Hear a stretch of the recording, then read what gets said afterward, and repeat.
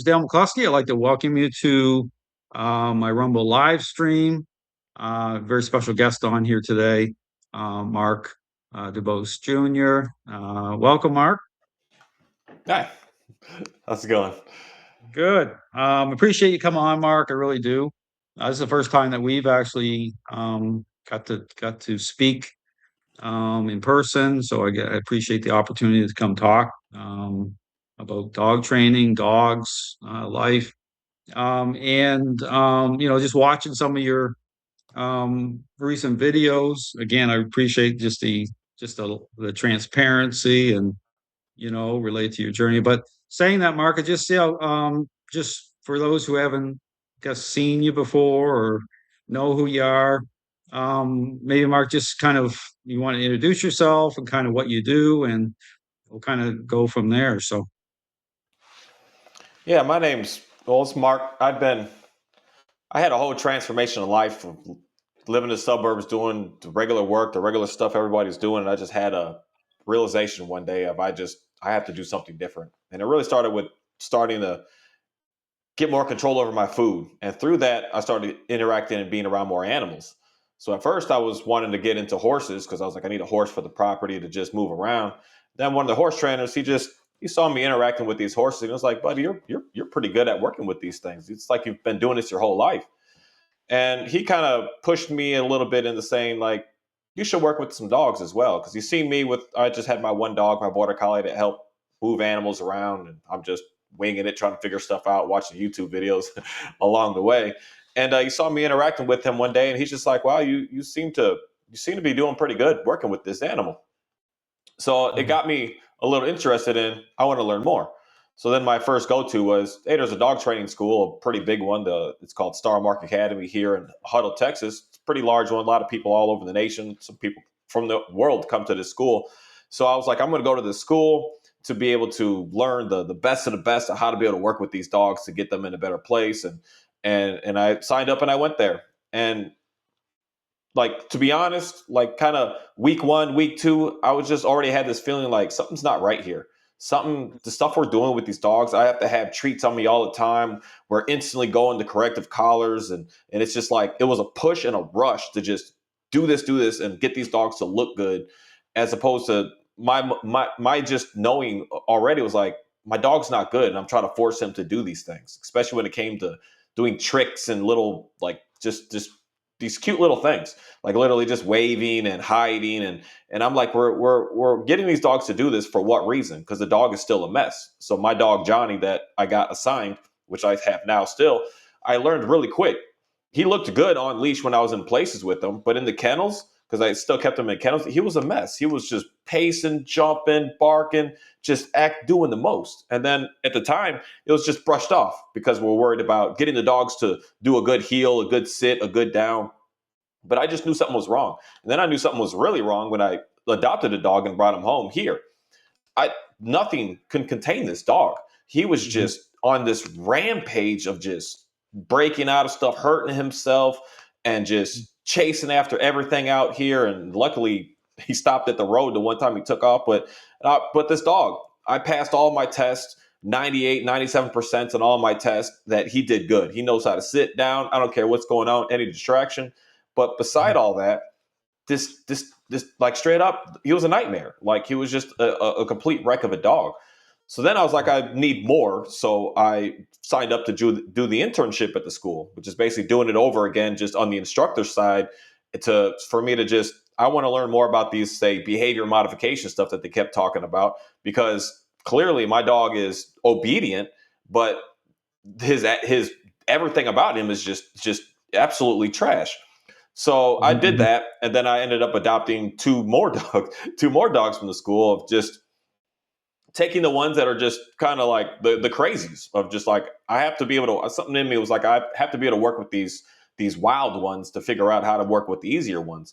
And in the mix of taking these dogs, I realized all this obedience stuff, just, it wasn't giving me the dog that I was needing. And especially my German Shepherd Kahi, the other Shepherd guy that I rescue no dogs, but I adopted or took from the place for myself. He was the one that really put me in the place of, you better be very careful what you do because this dog will bite you, and Hmm. he won't hesitate. He's like he'll bite you over the treats, he'll bite you over a correction of punishment, he'll bite you over anything. So anything you try to do with this dog, he knows and he has it in him of this is just what I'm going to do. And then I just was Hmm. realizing through this whole internship that nothing still was getting any better. Everything was the same. I can make it look good. I can put him on a leash and take him in public and he's fine. But then I say take the leash off and I have him at the house. It was a whole different situation because that dog in specific was trying to fight all of my dogs. So I had just a massive dog fight all the time on my property. So I had to keep him Hmm. in his kennel in the back. And I was just Okay. realizing that all this stuff wasn't leading me anywhere. It looked good, but the core of just being at home, sitting down and relaxing, Hmm. it I was like, this isn't right. And then I go for Hmm. hire, and then I'm in people's houses doing this stuff I learned in dog training school. And I'm just trying to be realistic of seeing what I'm seeing. And I'm like, the dog does know how to walk better on leash, but inside the house, the dog is still a mess. It's still pacing, it's still tearing stuff up. You can't get it away from taking your food, taking your socks, just simple things. And I'm like, these methods just it's not what it all cracked up to be. So I was like, I need to know. I want to know more because these So, little so at that time, Mark, just the, so were you using like remote collars or treats or a yeah. combination? Like how would you describe your training style like originally, or what did that kind of look like? Just a combination of things? Yeah, so everything was treats up front. So I'm going to Oh, have treats on me to be able to get the dog, say, comfortable around me and used to me to be able to get close enough to me. And then once the dog starts taking treats and like excited to be around me to taking the treats, then okay, I'm going to put. So for me, my first go to was just using my slip leash. It was just the fastest, easiest thing to put on a dog, sure. and then I'll just put the leash on the dog, and then I'm Hmm. basically like holding that dog there to say, hey, you can't do anything. And in this case, the dog is flipping out, freaking out, and I'm just kind of standing there and just yanking, yanking, yanking, yanking, try to knock them to get out of that. And then when they calm down a second, I give them the treat, give them a treat, give them a treat. This is just the stuff that I learned at dog school, and Sure. and and I just kept doing that over and over and over again. So it Well, was and I guess the question there too, Mark, is like, was there like an underlying thing where you kind of sense things weren't kind of working at a certain level, or just had that sense about it, or just kind of as you were going yeah. along, like you had obviously had colleagues there you could kind of talk to or whatever. I was kind of wondering in your mind, how was there kind of an underlying thing there that just wasn't getting answered for you, or you just kind of knew something wasn't right. And on top of that, I guess you had dogs that you personally took that are what I call the 1 percentile dogs that push it to the, I call it the crazy edge, that kind of expose the, like, sets that kind of more, even more emotion as to, okay, there's something not happening here, which I find, again, talking when I watch your videos, it was like, man, that's really interesting. Like, just, because there's things you said on the videos that I knew, like other people may not really know, but I knew that you were like really asking questions that were deep, like deeper than normal people would ask.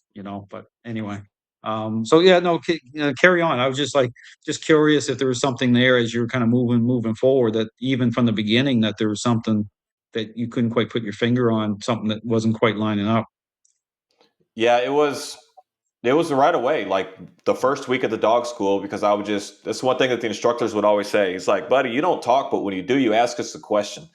And Mhm. and I just started getting what's going on because I'm asking questions and I'm not getting answers. And not getting Okay. answers from the say so-called professionals, the elites of this world of they know what they're doing, they have the right systems. And I'm asking these questions and I'm like, hey, I got this going on with my Pyrenees at the house. What how should I go about doing this? There's just no answers. And I was like, Mhm. okay, well, what's going on here? Because then I started asking, like, well, who do I ask to get these answers? And then they're Mhm. even like, well, we don't even know. And that's where I Mhm. started realizing, like, something's not, maybe for the most and for the masses, that you're good, you're fine. But for the few, and then for me, in reality, want to be able to know how to deal with the more extreme style cases, I need to push it to that level and not just say, oh, this is just good enough. Because good enough is, I mean, that's a lot of people live that way. I can't do that. I have to know the more of what's happening. If I have a question, I'm trying to find that person that has that answer for that question. I'm not just going to write it off and say, Yeah. hey, You're it is what you're it gonna, is. yeah, you're gonna dig. But I guess the other question mark is the good enough part. Do you think there's an ethical thing there that, like in an overall way, when you talk about just the state of the dog training world or in general, do you think there's and this is the trap, I guess, that you get into is like, is the good enough not even good enough? You know what I'm saying? Like the good enough is the deceptive nature of the picture, right? Is just like, how do people define success? And is there a deceptive level of that where it's like, and I talk about response, but were you kind of getting a sense of that, or I guess you're questioning, and we'll get to that later on, where I found it really, really profound when you're talking about kind of coming to the kind of, I guess, realization of certain things that, like, the position that puts you in terms of your future. So anyway, I'm Yeah. just kind of, that's why I want to talk with you, this because there's things that you've said on your videos that really got my attention in terms of your journey. You know what I'm saying? That it really, I found very profound, and it's rare. I think it's a rare, really rare thing for you to be as transparent as you are, but come to a certain level of this stuff that I don't know. I think it's very unique. But anyway, yeah, getting back to your journey. So you're saying that you had your dogs, like the dogs that you took in personally, and things weren't kind of lining up for you, like the questions that you had about your colleagues. Um, so yeah, carry on there.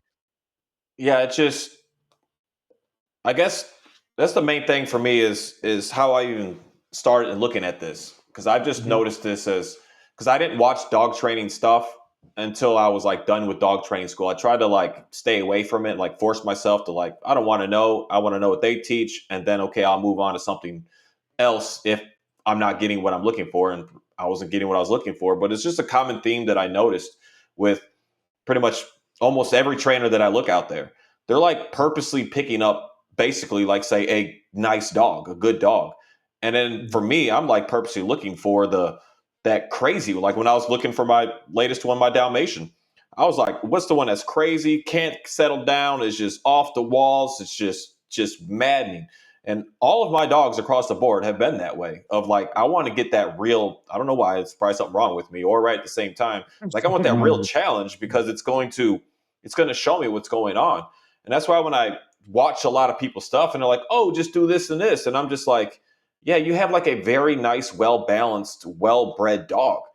Does that it. stuff work for them? Most. And that's that good enough part.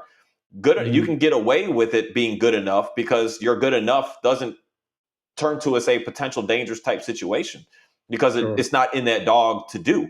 So a lot of these dogs, you can just do whatever, and they're just like, whatever, they're just in the world. But another dog you do that to, it's going to want to come right back at you, or another dog or another person, worst case, Hmm. it's gonna want to keep pushing. So that's the things that I started noticing. It's I had my dog in position, say, in a perfect heel everywhere I went, and it Hmm. looked good, and it was good enough because it looked good, and I was able to get away with it. But then there was Hmm. that thing in me that spidey sense of like, what if he's not in position when this dog is around, or that happens, or this is happening? Like, this dog could potentially put someone in the hospital and put me in a lawsuit.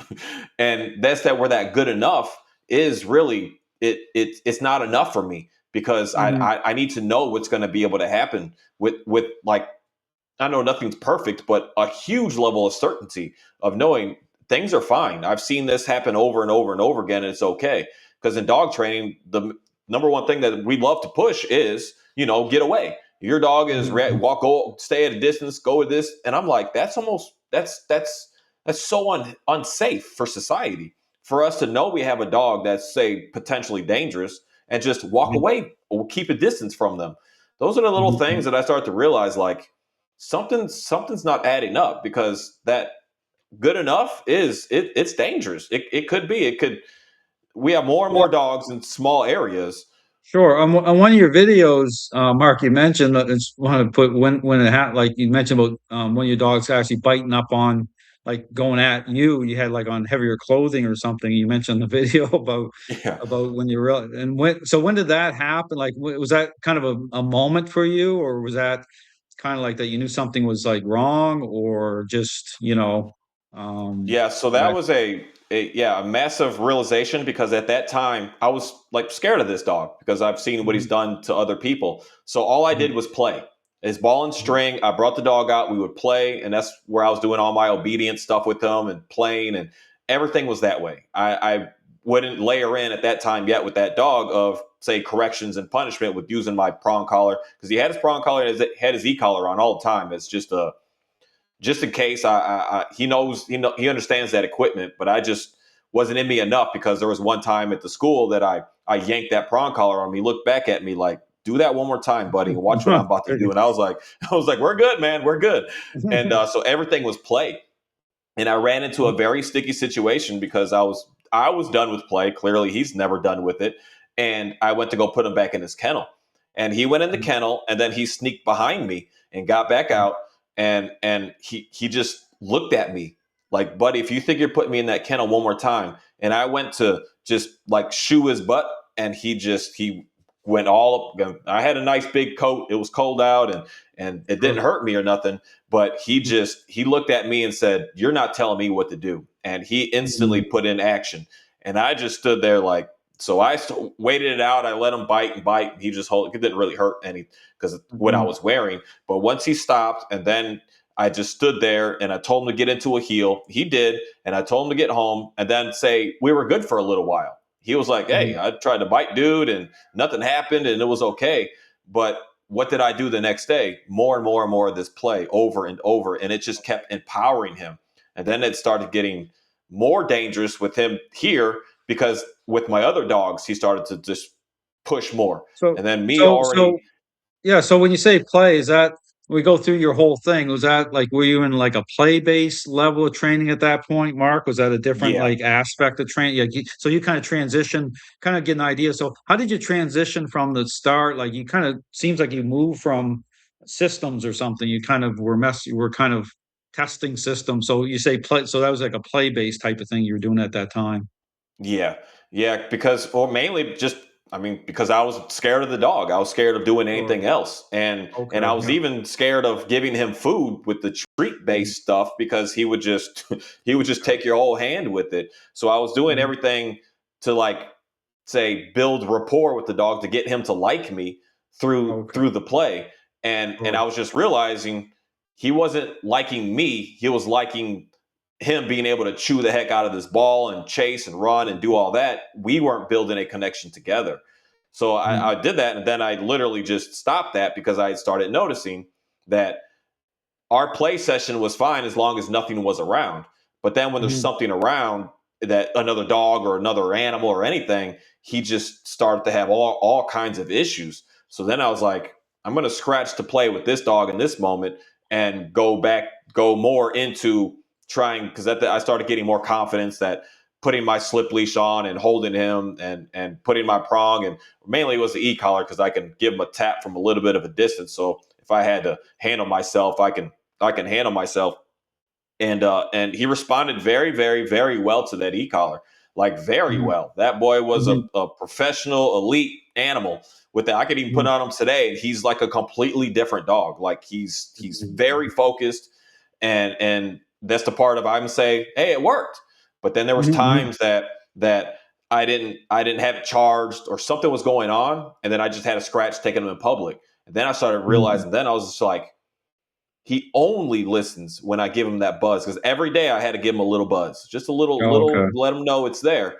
And he was Mhm. perfect.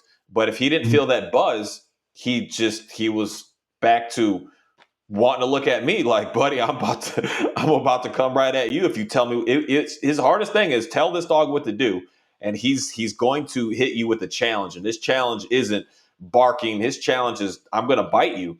So Mhm. I noticed with that, I was say safe with the Z collar. I was safe with play, Mhm. but Mhm. the play made it more. I don't want to use this word because it may not be the right word, but it made it more aggressive towards other things, other animals, other dogs, other people. And his e collar like kind of made that aggression look like it wasn't really there, even though it was there. And then I Sure. ran into the issue of I'm going to try to work this dog without the e-collar now to see where I'm going to get with him.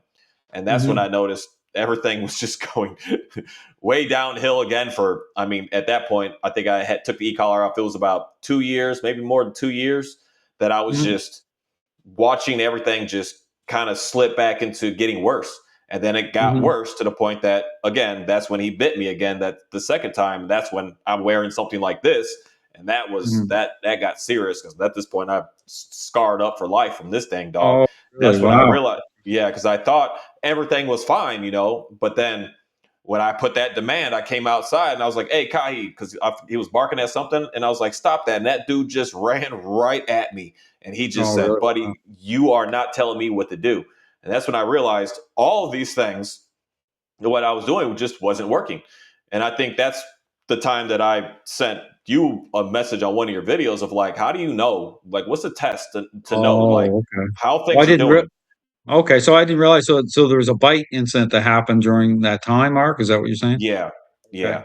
That was Did you have to go probably to like no, did I you have to didn't. go to I the didn't. hospital? Okay. No, I should have, but I always do my own at You home sound doctor you care sound you, stuff. you you sound like me. You sound like me. My wife got mad. The only time I ever got bitten. It was a funny, kind of not funny, but there was a guy with his Akita, a big dog, and I was training him outside, and this dog had a bite history. But what happened was I was outside, and it was just something about this dog just seemed like almost like a human or something. I knew this dog, like, I would say, didn't like me, but because I didn't even handle the dog yet. But you could tell this dog was like, every dog's got, I say, personality. But anyway, what happened was I was outside near my van, and this dog got loose on the guy. He had the collar, stray collar on. The dog got loose. And the dog, as soon as the dog got loose, the dog just turned around towards me like it was something like the old Star Trek movie with the big guy with the big gorilla suit on, like walking slowly towards the guy with the red shirt on, right? That's what I felt like. This dog was like just walking slowly towards me and then just bites into one of my arms, pins me against my van, and it's like shaking my arm back and forth with its mouth and my arm, and then moves the other arm and then does the same thing. And I'm like, I'm just calm, like I'm just like trying to be calm because if I try to do anything, I Yeah, knew it was going to be worse, and I just had to relax And meanwhile, the dog was so big, the guy couldn't even see what was happening to me. The dog was right on top of me. I'm like, get a hold of your dog, and yeah. he takes hold of the dog and pulls the dog back, and I'm bleeding out from both arms a little bit. And so the session kind of ended pretty quickly after that. But then the crazy thing, Mark, was stupid me. I actually, not only did I not go to the hospital, but I go to a dog training session up in my neighborhood, and I show up with like blood running down my arm, still bleeding. And so the people were like not so confident in my abilities, right? They're like, "Holy crap! Like, what happened to you?" I'm like, "Well, just a minor incident." Well, it didn't look minor. And my wife's like, Yeah. "Dale, why didn't you go to the hospital?" I've had a tetanus shot not too long, so I said, "I'm fine." But anyway, just yeah, when you said that, it just reminds me of me. Just like dealing with something. But anyway, yeah. So yeah, I didn't realize. I guess you had a bite incident with Kai, and then you guess yeah, you contacted me about like how do you know if I guess I call it the question of the century, right? How do you know the fake picture, or what's real or what's not? And that gets in this whole issue about appearances, and that's why I found your story or your videos were so profound and so insightful, because you're just being real. I mean, you're going showing, talking through everything, showing it, and then I'm like, wow, this guy actually is on a journey, which, I'll say it's rare. I mean, it's like the very few have I seen get to that level of questioning and auditing. But that's, again, we'll get into this. It causes more questions, I guess, in terms of what do you do with that information? Like, how's that butt up against the current state of the dog training world? With it's so hard because I guess, Mark, if you look at and see what's being marketed out there, it's like I say, 99.9% of what's being marketed is problematic, and what do you do with that? But so anyway, yeah, let's get back. So yeah, so you contacted me, and I just said about, so what happened after that, Mark? I guess I didn't give a lot. I gave you some information, I guess, in sense of my videos and stuff, access to, but and that's the thing. I didn't leave many comments on your videos. I didn't want to, and I guess part of me is not wanting to kind of contaminate or say anything, because really I haven't, I don't, in terms of aligning with people, it wasn't even about that. It was just kind of like leaving people alone. You know what I'm saying? It's like my thing is like, okay, I've already said too much in the past. So it's just like, I think part of that is just appreciating the fact that you're being real about your journey. So yeah. So what happened after that, Mark? You contacted me. I guess I sent a message, and then from there, I guess she kind of left. I know she left social media for periods of time, like a couple of weeks, and wouldn't put up any videos. I guess you were working your dogs at that point. Yeah, yeah. So because you sent me an email of the link to your Mhm. website, so I just Yeah. started watching all of those and watching them and watching them, and then just kind of rewatching certain ones because a lot of times I don't know why my brain is. I see something and then it takes a little bit for me to be able to like process what's going on with it, and so I'm just looking through it to try to figure out. And then there was the one video that I made, and then you made like a breakdown series of like watch for this. It was like a perfect like learning opportunity of like, okay, I see what I need to focus on. I see this, and then I started working on all of that all the whole time. I just was working. So it was about at first, because after that dog really bit me, I dialed everything. I changed it all up because I was like, oh, I think my dog is fine. Everything is okay. And then when that happened, I'm like, clearly something is seriously wrong, that he has it in him, that's what he needs to do right now. So I started dialing everything back and went back to crate living, to everything using a leash, the way that you're talking about, with every little thing, every little step, every little gate, every food, everything. I started doing that and just starting to really, the main thing I Mhm. see it today is just really getting into his mind of Mhm. stop Mhm. focusing on anything else, just focus on what we're doing, what in reality Mhm. what I'm doing right now is all I want you to focus on. Just be right here. And and I started noticing that like all like his energy, everything was starting to go away and go away and go away. And then I was like, well, he's starting to his that level is going down. Now I want to start really bringing him around, say my like all of my dogs. That's one thing that I'll say is like, how am I going to go for hire to help somebody with a in-home dog fight when I literally have one going on myself?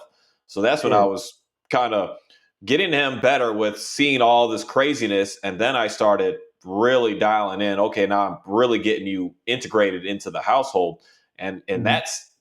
that's when things got, I guess I could say exciting, may not be exciting for most, but it got really exciting that I really had to start focusing on not only just him, but I have to do this with all of my dogs.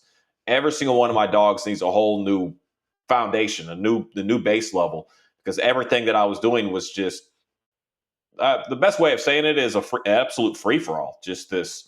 this Mhm. just kind of in the sense of open a gate, and your main rule is you can't run to the street, you can't run away. But it was just there's no real order in there. And I started seeing that when especially my Shepherd Kahi, when I started seeing how he was treating me, I started seeing that free for all was was like a big mess. And then with him through it all, I started seeing that in my Dalmatian. I was like, all I did with that dog is just free and just run and chase and have a good time. And then I started seeing, it's like, wow, this dog is in her mind, her state of mind, worse than my Shepherd, but she just isn't dangerous, wanting to bite me. She's not in that state. So I was like, there's something really wrong across the entire board of everything here. And that's the thing. It's like, especially I mean, hundreds of videos of, say, this Dalmatian and my Shepherd in public and how they look. And everyone's like, oh, they look so good. She looks so good. But I'm like, but she's not though. She's not. And they're not good. There's something seriously wrong here. Like that it's something's just so wrong that it's like I may be nitpicking at stuff that I don't need to nitpick with, but I don't feel that way at all with what it is that I'm doing. I should have been focusing on this day one, second one. So for Mhm. me, I just was watching a lot of your videos of what you were doing and then what you're talking about. And then I was like, I'm just this something that you said in one, and then I kind of had to put it in myself. I've tried all these things. I've tried play stuff. I went deep in it and said, this is going to work. And I just did all of that. I didn't never like, I was almost to the point of saying a complete force-free trainer with my Dalmatian of don't say no, just let her chase, let her run, create the game, do this. I was like motivated and going full into it. And then I was like, okay, I want to go motivated and going full into what it is that you've been talking about. So I just made that decision. Okay, this is what I'm going to do. I'm going to stick with this until it's either, because there's a video I made and someone posted a comment of like, that's not going to go anywhere. And I was like, well, I'll report back if it doesn't go somewhere. Because that's just what I do. I'm like, I'm going to be honest. I'm going to say, hey, this Oh, didn't yeah, work. sure. Did you found it was hard, Mark? I guess that's one of the challenges. Like, even when people watch my videos, it will come off like looking tyrannical at a certain point with some dogs, right? Because that's the jumping in point in terms of relationship problem. How did you guess handle that challenge of moving from a certain way of thinking into, I guess, trusting, the type of interactions that I do? Did you experience a type of connection, or did you notice something different like right away with your with Kai that kind of made you kind of buy into it, or how did that kind of process look for you, Mark, in terms of the method itself? Uh, So with him, I'm going to say he was, because thankfully he was the start of this for me, Yeah. but Mhm. it it was easy because this was dangerous. Like this wasn't Okay. just Yeah. some Sure. stealing a sock and running around with it. So it Mhm. was kind of like I have to do something, and even if the dog is say looking uncomfortable in that moment, you've been making my whole entire existence uncomfortable. So it's not like I'm getting back at you, but No, no. I have to Sure. do yeah, I have to do something. And I've noticed that most people, even that I've worked for in these situations, which most people I ever worked for were in these situations, it's not. That's the thing of like talking to pet owners, dog owners compared to dog trainers. It's a whole different situation because the Mhm. pet owners are living through this agony, living through this chaos. So Mhm. Mhm. when I show them, because I've done this to a few people with a few dogs already, of showing them, hey, let's stop, slow it down, hold the leash, push the bum down, and get them to Mhm. lay down. And they see that and they're just like, oh, okay. There's no pushback. There's no attitude. They're just not like, you're being mean to the dog. 'Cause in reality, it's the first time they've seen the dog just standing still. So Mhm. it's easy. The Mhm. part Mhm. that I realize with me is say it's not so simple is my Dalmatian in the sense of how she the word I want to use is may not be what dogs do, but like manipulate. She'll like act coward and whine and Mhm. make noises like you're hurting her. And she knows as soon as she does that, it's like, okay, well, we're just gonna stop. It's gonna be okay. And it's not. Mhm. It's that point of I have to follow through.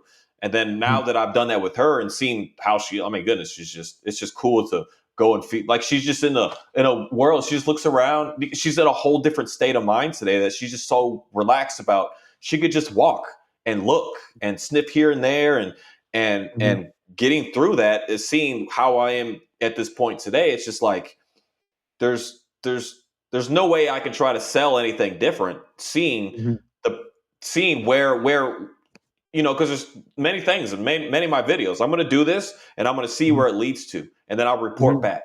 And then for Sure. me, playing with the flirt pole and doing all these things, I did that for in reality like 2 solid straight years, and I Yeah. report back saying this dog is a mess. So I'm Mhm. constantly doing that to keep figuring out what's going on. And I'm Mhm. just noticing in this, I'm going to report back probably in another couple of weeks, or I'll make more videos of just how things are going and take my Mhm. dogs in more and more wild and crazier places to just keep reporting and saying, where are things going? And I'm just, for me personally, just the things that I was struggling with, say the most. My dog's fighting like crazy in the house, like Mhm. fighting. I'm not talking this little nips and little hole, but ripping flesh off each other. That's Mhm. disappeared. My dogs that Wow. are just obsessively chasing all of my animals, that's Mhm. disappeared without me having to say it anymore. I walk out there and they just do what they do. I no longer have to like get off of that because I could say, hey, stop that, get out of that. But I just don't want to. I want them to know what I want. Yeah. Mhm. And then them just obsessively searching and digging for food. All of these things have literally not, if not 100% disappeared. It's so little that Mhm. it's not happening anymore.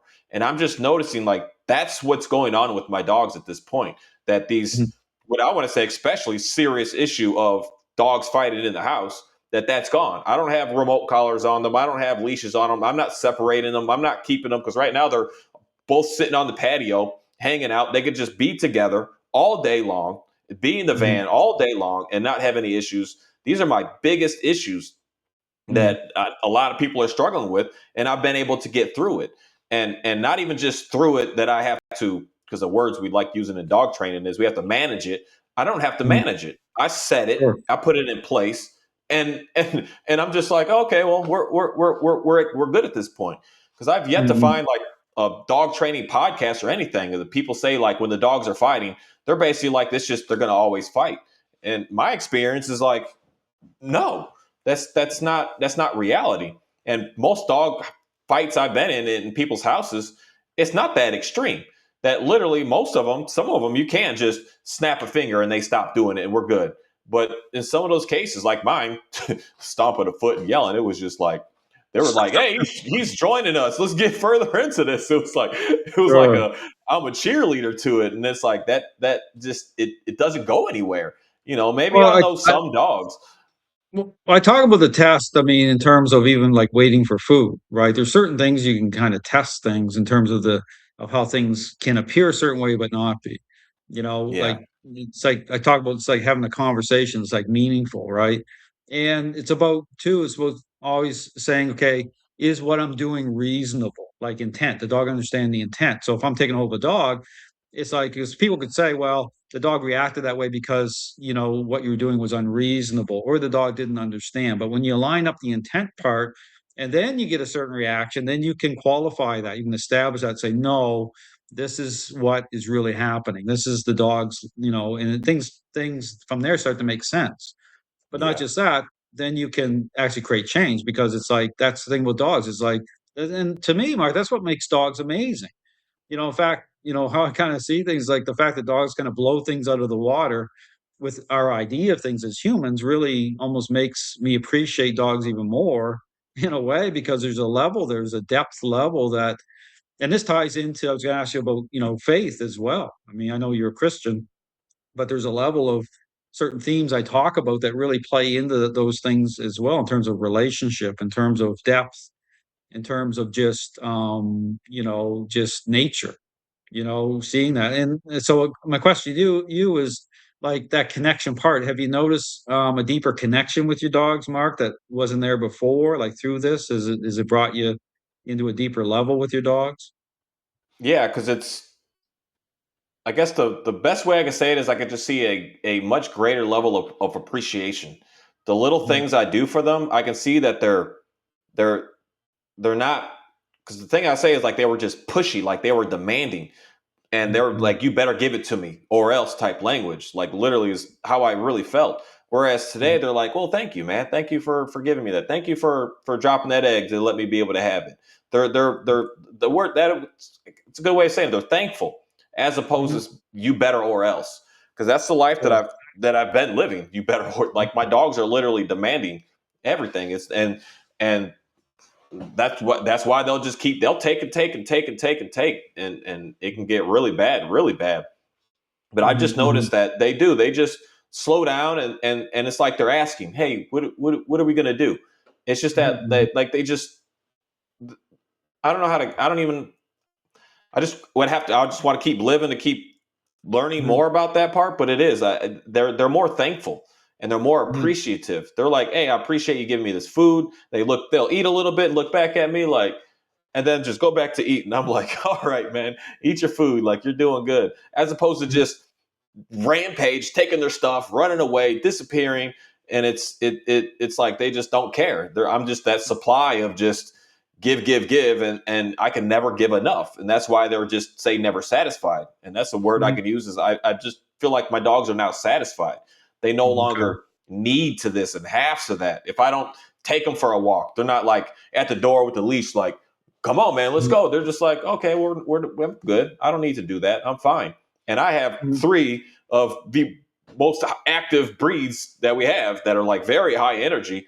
And I don't mhm, need to take these guys for an 8 hour walk every day. I could do it once a week, if that even. Right? I pushed it out weeks to just see. mhm, I mhm, just do my little walk here, especially like my Dalmatian this past month, she's been on leash with me. She's never had a chance to just run and be free. She's totally Mhm. fine. She doesn't Mhm. need all of these things. And I've noticed that they needed that in the sense of them being in control of the situation, as opposed to just being appreciative of all the little things that are going on. Mhm, mhm. So in terms of like a method itself, do you feel more kind of settled into a way or approach to, in terms of your own dogs, I guess. So how long has it been, Mark, since you've kind of seeing results in terms of, from when you started kind of getting dialed into this way of, approaching it? Like how long of a journey has it been for you where you started really kind of, I guess, getting it or getting more connected and saying, okay, this is actually working. Like, So with my German, so I guess it'll be different at this point because I know more. I can see more what's mhm, going on. But so I say it took longer working with my shepherd because I was like still not really dialing everything in when I needed to, and really getting into his brain and all the little things that I was like, I know I needed, or today I was like, I know I need to do more. And whereas how I work with the Dalmatian is different.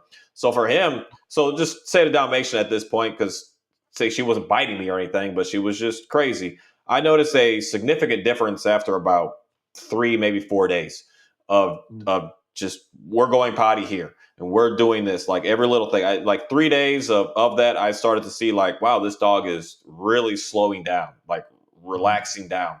And then it was mhm, about 10 days because I made a video at, I think it was the 10th day. I just didn't post it. I don't know why I mhm, didn't post it, but I just made a video, and I'm just sitting in a chair. There's a chicken right there to her to eat, and she's just hanging out, relaxed, looking at mhm, me, just calm down. So 10 days in, I already saw a significant difference with how she's eating. And then I was like, mhm, well, I'm just gonna keep going. I'm just gonna keep this regiment for a while, for as long as possible. In reality, just let's just see. So then I pushed it to, I think that last video I made was about a month. I think I looked at the dates. It was about a month. So I was about a month in, and at that moment, I noticed that I literally just I still, everything is still, hey, I want you here, I want you here. But I noticed that when I just give her a little more freedom of walking around and while I'm like say feeding my animals, I noticed just a just for me personally, like a life-changing difference of seeing how simple she was to just how she was just looking around. Because I noticed that that's how she was on leash with me through the first day. She was just scanning, going everywhere. But once I noticed that she stopped all that and she would just sit there and hang out and look around no matter where I was. Because I literally would have her on leash. I'd walk in my feed room and my baby chick room. I'd just walk in her. I had her everywhere doing that, just slowing her down. Sit down, lay down, sit down, lay down. Every little place, even in the house. I was just doing that everywhere. And I noticed that how she was to the point of when she was super calm on that leash with me is how she mhm, was off the leash at that same time. So I mhm, noticed they like 3 days in, I was like, okay, she's already getting there. But about 10 days, I was like, I could say potentially go off leash and I'd probably be fine. But I was like, let me give it more time because I've had her for over 2 years. So I was like, let me do some more. And then still to today, if I could see that her mind is like a little weird, she looks at me. She's like, "What are we gonna do?" And I just look at her like, "We're good." And then she's just like, oh, "Okay." She just calms mhm, right down, all on her own. I don't need to put hands on her because that's one mhm. interesting thing. I say put hands. That's a wrong way of saying it for some language, but No, no, no. uh, You gotta be but very careful nowadays, yeah, right? yeah, Just yeah.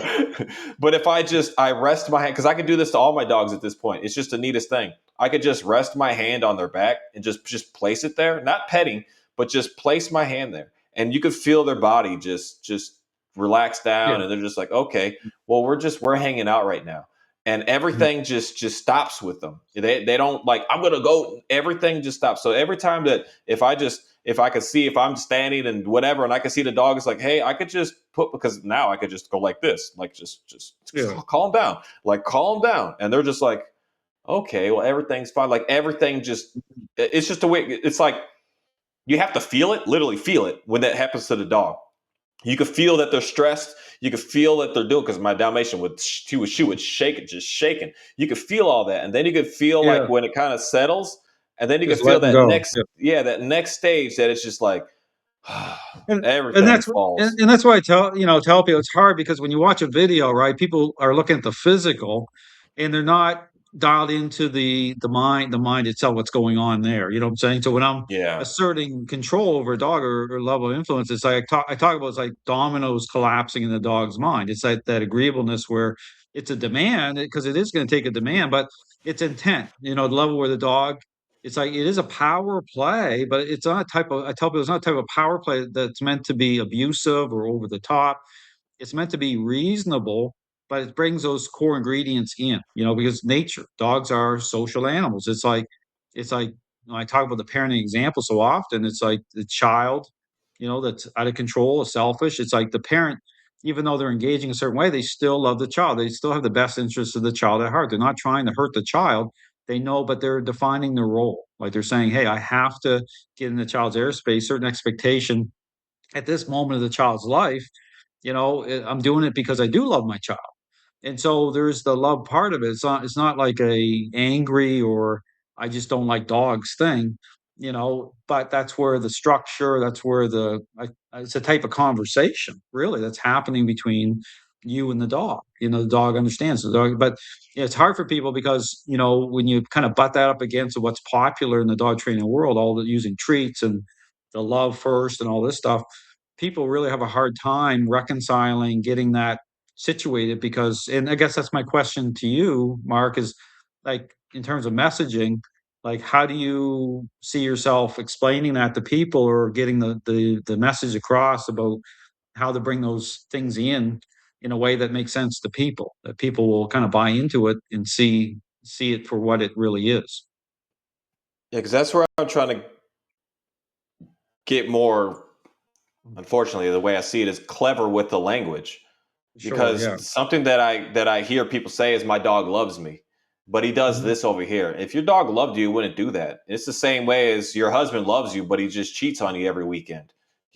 Something weird is going on here, yeah. or he beats me all the time, but he loves me, and Mhm, that's mhm, literally what's going on with the dog. It's like my dog loves me and I love my dog, but it just wants to bark at every other dog outside and doesn't listen to me.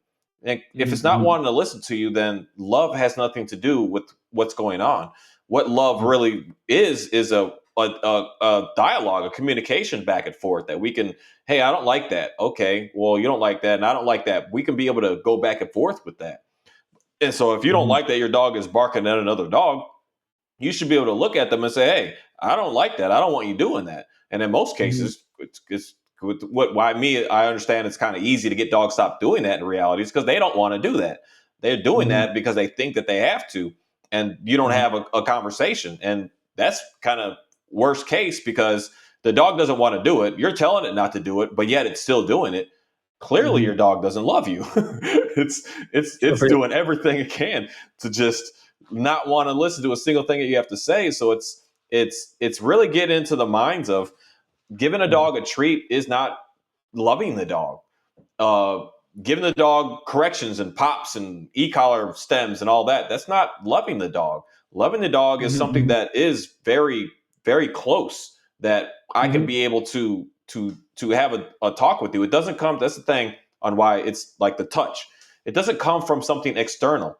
Everything mhm, dog training is external. Look at this and mhm, grab this and use that, as opposed to using us, ourselves. And that's mhm, the biggest thing that I've noticed is I want to be able to use me. I don't want mhm, anything extra. The leash is literally there at first to make sure that they just can't run the heck away. It's not for mhm, anything other than that really. I need them to stay with me. I need you to be here. You can't just decide mhm, to take off. I'm telling you, you have to stay here right now. And me mhm. saying that, people get in their feelings already. But it's Sure, like yeah. you're forcing a dog to stay in the house all day anyways. So it's like, what are we Well, it's really doing here? it's the issue about free will because they talk about people talk about free will, but it's the same as once a child becomes selfish, what's the context of free will in terms of your role as a parent? You know what I'm saying? So Yeah. it's the same type of thing. Free will is still about relationship. and it's about defined through at the social level. So it pivots that way. And so you have to connect dots for people. I know it's challenging. So, and then I guess my next question too, Mark, how's this changed? I know you mentioned on your last video, it kind of left people, I guess, with the sense that okay, he's kind of moving away from dog training because he's come to a certain point here. I just kind of get your take on like where do you see yourself now in terms of your future with training dogs? You see yourself still training dogs? You see yourself, you mentioned about moving into more of the animal, chickens and stuff like that. How do you see your kind of journey? So for now, I'm gonna. I mean, I never know. I try not to pre-plan and plan it all out. But what I'm really trying to do is be able to. Yeah, everything kind of lines up. So I already have a few people that's already called me on, hey, I need some help with the dog, and I'm kind of like, where'd you even get my number? I haven't even put myself out there like that in a while. But it's Great. just it's coming back in, and I kind of want to just go and start to go to other people's houses and do other things because Mhm. it's I have to keep doing that to be able to see it. Can I be able to say, I want to be able to know that other people can be able to replicate and do and be able to keep on cruising. And then I want to figure out how to even be able to document some of that stuff to be able to just show it's not just me because someone can say, oh, you're just crazy. No, I want to show sweet old lady as well, just working with her dog and being able to help her dog and being able to Sure. show like something that I just noticed most people don't do, especially in the dog training stuff, is like show a 6 month, a year and a half update of what's going on, how things are looking, and the reality of how things are. We can say, hey, he did a great job and he stomped his foot and the dog doesn't do it no more. And okay, well, what's going on 5 months from now? And most people Mhm. don't like reach out if it's not working. They don't. Oh, it's not working. They're just like, oh, it's okay. Then they move on with their life and never call you again. So for me, it's not Mhm. really proving that things are better. I need proof because I've personally done that with my own work that I've done before. I've seen the dogs and I can still see it's acting a fool. And I'm like, it Mhm. looked good when I was there and we was doing what we were doing, but it's right back to the same mess again. So I'm like, clearly something's, I mean, that's why in reality, I was like, I have to learn more to figure out because I see this with all the dog training stuff in reality. People are showing up to seminar after seminar after seminar with the same dog, the same stuff, the same issue, thinking I need more of the same stuff. And it's like, clearly something's not working, but for somehow people's brains are one day it's going to get there by doing this. And it's like Sure. that's not the way, It's that's not the way to go. no, I say it's like a hamster spinning in the wheel. I mean, it's just like, but it's kind of a trap because there's certain relational dynamics that there's some half truth in things, because I say there's, through systems, right? Like it's about relationship. So the totality of the relationship. So, you're more than an idea. You're more. So it's about, the question is, well, why do some dog owners fail, or others succeed? And I talk about this counterfeit picture. How's that even? How do you even reconcile that within the same exact systems, using the same devices, using whatever? And then how do you even establish what is success or failure beyond just response? Those are the hard questions. And for me, and it's like same as your journey, it's like I wanted to know, like, let the chips fall where they may. I want to know what is training and what's going on here. I mean, those are the hard questions, but those are questions that need to be asked, because if you look at the state of the dog training world, it's getting worse, not better. I mean, anyone can look around and look, but it seems like trainers who are in these systems, they're not incentivized to do the right thing. Many of them, because why would you do the right thing when doing what you're doing is the moneymaker based on Yeah. exploiting, right, certain dynamics. You don't have to. So the dog training world's not set up for people to really, but it needs to be. People like yourself, and I really do appreciate you coming on. I appreciate your journey, Mark, because it's like, it's one of those things where it's a hard thing, but it's also the right thing. And so just you saying that you're going to keep training dogs, that's encouraging, because as hard as it is, like, that giving people that information and knowing you're setting people up for success the right way, that's a big deal. Prevent maybe people from getting hurt, getting information out there. So, because really, no one wants to walk this whole thing alone. I certainly never, that was never my goal. but it started from years ago saying, I'm going to let the chips fall where they may. I want to know and go from there. I never bought into any system that way. I was just like, I just ask questions, ask questions. In fact, people don't, I talk about my journey a little bit. I was aligned with a person years ago. She was like at the top end of like talk about clicker training and all that ideology. She was at the top. She was over in Scotland, took all the court, you know what I'm saying? So I was alongside that person for a while and wanting to see it. Because I was like, hey, I Yeah. want to see, talk about counter conditioning and all this stuff. I want to see it. But behind the scenes, it was a mess. I got to Yeah. audit it, and really see it in a big way. And the hypocrisy right there was unbelievable. And so, it's like, but I was already in a certain level already, but I wanted to know. That's my thing. I want to put it under the microscope. I want to see it. And so that just caused me to kind of really ask more questions but then that's the whole thing here is just like getting to a point where that's why I appreciate your journey so much. Like you putting up the videos, showing your dogs, say, here's Kai, here's all the stuff I'm going through. And then, it's a kind of amazing thing. So again, anyone out there watching this live stream, I encourage you go check out Mark's channel, check out his journey, and it's kind of, I'm very encouraged to hear that because I was a little worried. Hopefully, Mark's, yeah, all about the chickens. That's great. Like, keep doing the chickens, but you need to keep doing the dogs, man. I mean, especially, where you come to a certain point. But there is a part of that, though, Mark, where I'll admit, like, when you come to like for me, when you come to us talk about, answering the questions, you come to a point and then of understanding really what's going on. And then you look around the dog training world, it does create for me that dynamic where I kind of step away for a while. It's like, man, I just, I put up videos and really it's going after it.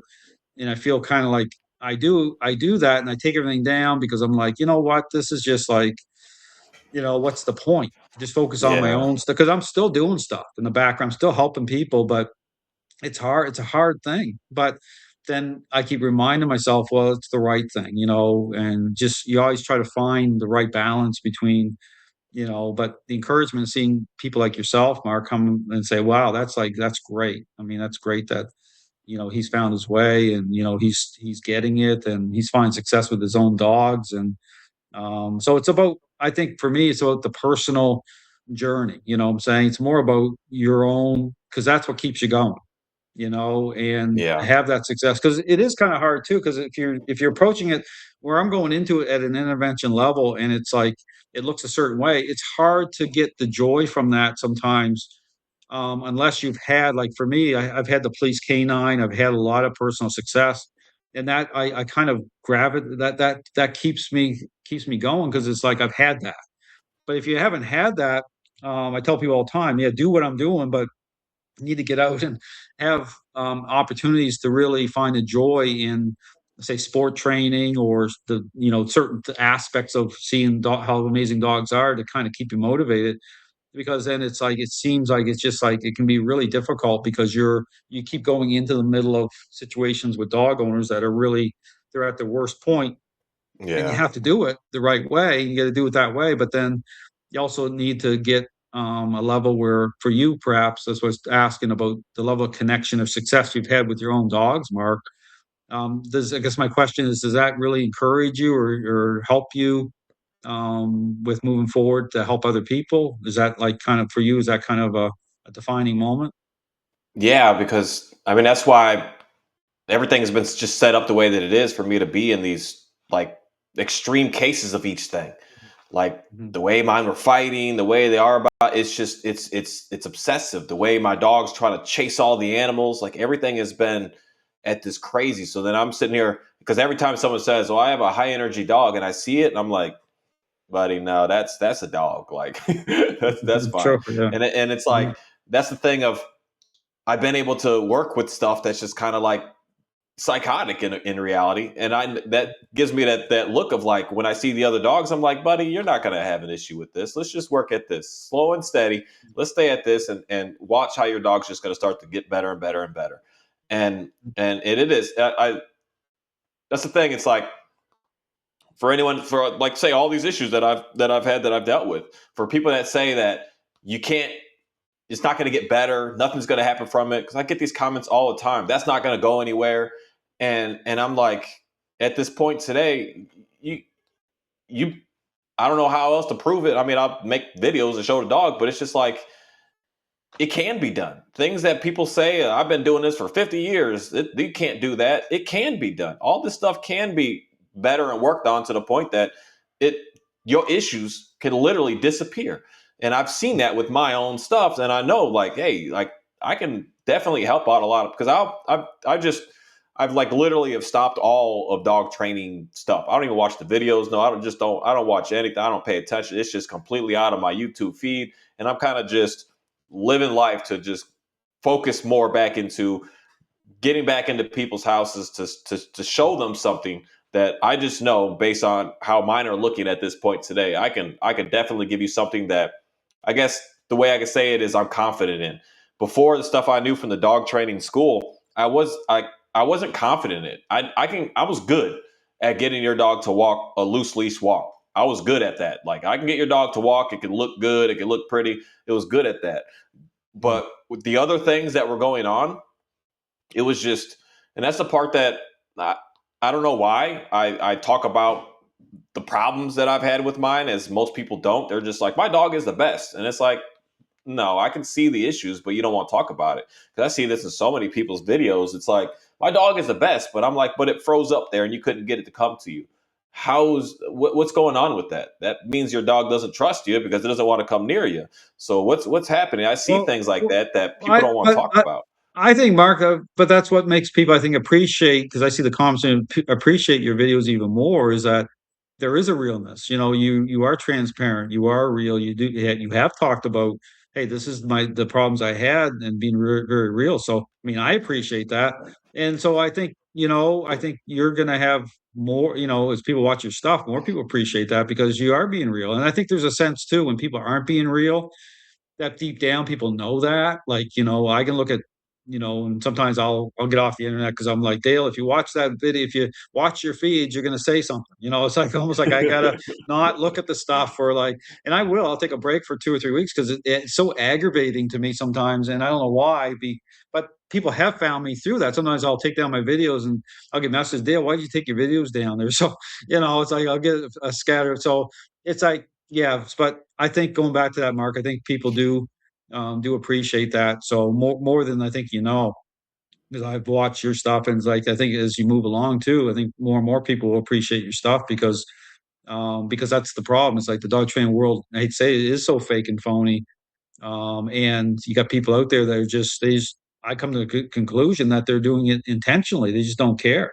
A lot of Yeah, trainers are making money, and they're almost in a position, I feel, where they feel like they don't have to be accountable. It's like, if you have this yeah, many people doing that, then it's like saying, well, who the heck is Dale or whoever else? I don't even have to respond to anything because life is good. But it's just a total sellout. And so for me, it's just like, I'm not going to do that. I'm just going to keep, pushing forward. And it's encouraging me to have other people like yourself out there that are putting the same messaging out. And I think as things move forward, I'm encouraged because I think for this get turned around to help more dogs and owners, and you need people like yourself, Mark, which is really really good. And so I wanted to have you on too because I was like, I hope he just doesn't focus on the chickens. I want, Mark, because it's like a gift, right, to have where you're at now and be able to go in and help people the right way, and that's a good thing. And so, but again, I appreciate you coming on, Mark. And I guess just to kind of end here, because I want to have you on again as you move forward too, and just talk more about as you move forward with dog training and stuff. Talking more about your journey. So, if you're willing to come on again, I'd love to have you on again. And but if people want to find you, Mark, I guess you're in what area, and how do people get a hold of you if they need help with their dogs? yeah. So I basically service a lot of around Austin of the Texas, and Mhm. I mean, I have to drive because I live not in the middle of nowhere anymore, but everybody's always a little distance from me, so it is what it is. And Mhm. but other than that, uh, I guess my email is on my. I'm how do I say it? Rebranding, I guess, is a good way to say it. That I'm putting out a new site, a new everything, and I'm Okay. trying to focus more because my old website I just didn't like because the language itself was very dog training style, just really manipulative and misleading, Mhm. that I don't Mhm. even want to start off that way. I want to talk about what's going on, our problem right now, Mhm. and what how to be able to, because the number one things is I'm really trying to know is how I already know how to be able to do is how to be able to test that relationship of how things are. There's simple things to Yes. do and simple situations to set up to like how, and I want to be able to get back into business with going that route, and the route of how to actually work upon that relationship in a healthy way as opposed to an unhealthy style addictive type way, which I believe most dog training is very addictive to the dog and the owner, but especially to Mhm. the dog, and it's not helping them, it's making it worse, how to get out of that toxic loop. So i'm Mhm. i'm working on all of that behind the scenes right now, just creating new stuff so that I can get back out there and start to help folks out, because I feel very confident that I can help the real issues out, not the little Sure. the tricks and the games and all that stuff. Like I do know how to do all that. I just don't care for it, but I really Mhm. care Mhm. for my dog just bit me. What do I do? My dogs are fighting in the house. What do I do? The stuff that Mhm. people are really having issues with, that in reality, like dog training just doesn't solve, doesn't help, doesn't is they don't have answers to. Their answers are Mhm. just keep them separated, and or Mhm. get rid of the dog, put the dog, medicate the dog. That's their Mhm. answers, and that's not the answer. There is a solution.